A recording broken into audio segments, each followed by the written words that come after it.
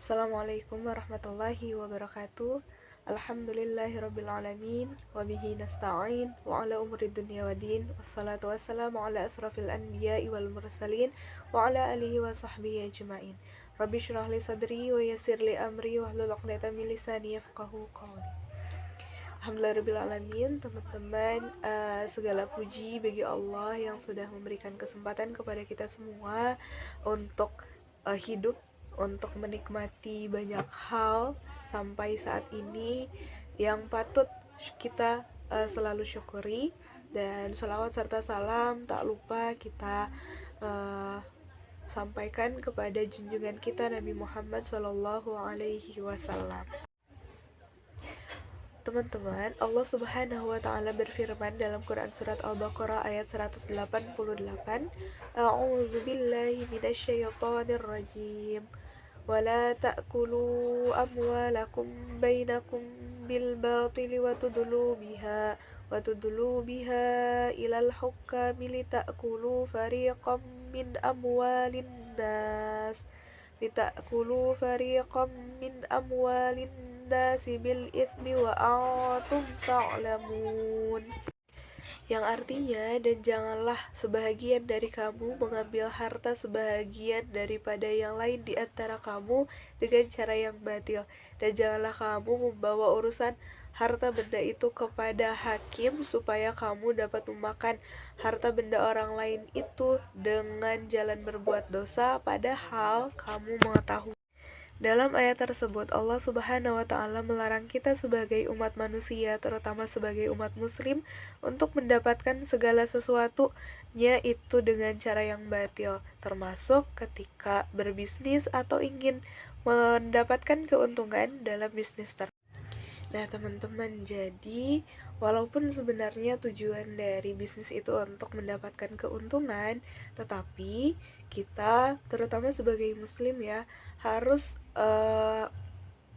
mempertimbangkan banyak hal. Tidak boleh memikirkan keuntungan yang kita harapkan saja, tapi kita harus lihat dulu apakah tindakan-tindakan yang kita lakukan dalam bisnis itu baik atau tidak, benar atau salah, sesuai dengan syariat atau tidak sesuai dengan syariat, atau merugikan orang lain atau tidak. Nah, jadi ketika berbisnis kita harus memperhatikan beberapa hal. Nah, hal-hal tersebut diantaranya disebut sebagai etika bisnis. Lalu gimana sih etika bisnis yang disyariatkan oleh agama Islam, oleh Allah Subhanahu wa taala dan Rasulullah Shallallahu alaihi wasallam? Yang pertama, prinsip esensial dari bisnis yakni tentang kejujuran, di mana kejujuran ini sangat ditekankan oleh Rasulullah Shallallahu alaihi wasallam, bahkan dilakukan sendiri oleh Rasulullah, dicontohkan sendiri oleh Rasulullah Shallallahu alaihi wasallam, di mana Rasulullah Shallallahu alaihi wasallam pun bersabda, tidak dibenarkan seorang muslim menjual satu jualan yang mempunyai aib kecuali ia menjelaskan aibnya. Jadi ketika kita punya barang jualan gitu ya, barang dagangan, dan ia mempunyai aib, maka kalau kita ingin tetap menjualnya, maka kita harus menjelaskan dengan jelas kepada pembeli apa sih kekurangannya gitu ya. Dan tidak boleh menutup-nutupi aib dari barang yang kita jual itu. Kedua adalah kesadaran akan signifikansi sosial dari kegiatan bisnis itu sendiri. Artinya kegiatan bisnis itu diharapkan bukan hanya mendatangkan keuntungan bagi kita sebagai penjual saja, tetapi juga bagi pihak-pihak lain yang terlibat dalam kegiatan bisnis yang kita geluti, termasuk pembeli sebagai konsumennya.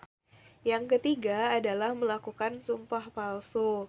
Nah, sumpah palsu ini seringkali dilakukan secara tidak sadar oleh para pedagang untuk menarik hati para pembeli, sehingga dagangannya dibeli dan laku oleh pembeli gitu ya. Namun hal ini jelas dilarang. Kenapa? Karena Rasulullah Shallallahu alaihi wasallam dalam sebuah riwayat mengancam bahwa akan ada azab yang pedih bagi orang yang bersumpah palsu dalam bisnis, dan Allah tidak akan memperdulikannya pada hari kiamat. Na'udzubillah, summa na'udzubillah.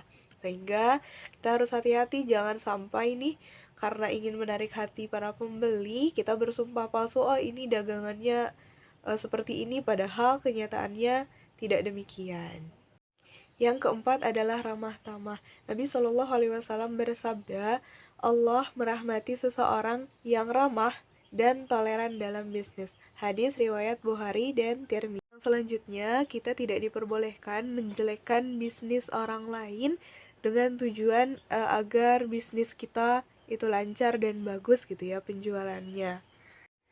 Yang keenam, tidak melakukan ihtikar. Nah, ihtikar ini adalah kegiatan menimbun barang sehingga nanti nilai jual dari barang tersebut semakin tinggi dan keuntungan yang didapatkan akan semakin besar. Hal ini jelas dilarang oleh Rasulullah Shallallahu Alaihi Wasallam. Yang ketujuh adalah tidak mengurangi atau menambahkan timbangan atau takaran. Nah, hal ini bahkan langsung disyariatkan oleh Allah Subhanahu wa taala, di mana Allah Subhanahu wa taala berfirman, "Celakalah bagi orang-orang yang curang," yaitu orang-orang yang apabila menerima takaran dari orang lain, mereka minta dipenuhi, dan apabila mereka menakar atau menimbang untuk orang lain, mereka mengurangi. Nah, hal ini jelas dilarang bahkan oleh Allah Subhanahu wa taala secara langsung. Yang selanjutnya adalah barang yang diperjualbelikan dalam bisnis itu sendiri adalah tentunya barang yang halal dan jelas. Kemudian selain itu, bisnis tersebut juga tidak mengganggu kegiatan ibadah kita kepada Allah Subhanahu wa taala. Selanjutnya, kita juga diperintahkan untuk membayar upah sebelum kering keringat karyawan. Artinya, kita harus memberikan hak karyawan, jangan sampai karena kita fokusnya ke keuntungan, hak orang-orang yang ada di sekeliling kita itu diabaikan. Selanjutnya yang tidak kalah penting adalah tidak ada unsur riba di dalamnya. Bahkan Allah Subhanahu wa taala langsung berfirman, di mana bunyinya adalah, "Hai orang-orang yang beriman, tinggalkanlah sisa-sisa riba jika kamu beriman." Dalam Quran surat Al-Baqarah ayat 278. Jadi amat sangat penting bahwa di dalam bisnis kita itu tidak ada unsur riba di dalamnya. Nah, jadi intinya teman-teman, kita ketika akan memulai atau kita ketika ada dalam bisnis, dalam sebuah bisnis, tidak boleh hanya mementingkan diri kita pribadi, kemudian melakukan segala cara untuk mendapatkan keuntungan yang sebesar-besarnya. Tapi kita harus menyesuaikan bisnis kita dengan aturan-aturan, terutama aturan Allah Subhanahu wa taala.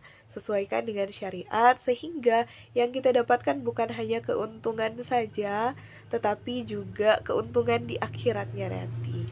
Mungkin itu saja teman-teman yang bisa saya sampaikan. Mohon maaf apabila banyak kekurangan. Semoga ada hal yang bisa dipetik dan dijadikan hikmah. Terima kasih. Wassalamualaikum warahmatullahi wabarakatuh.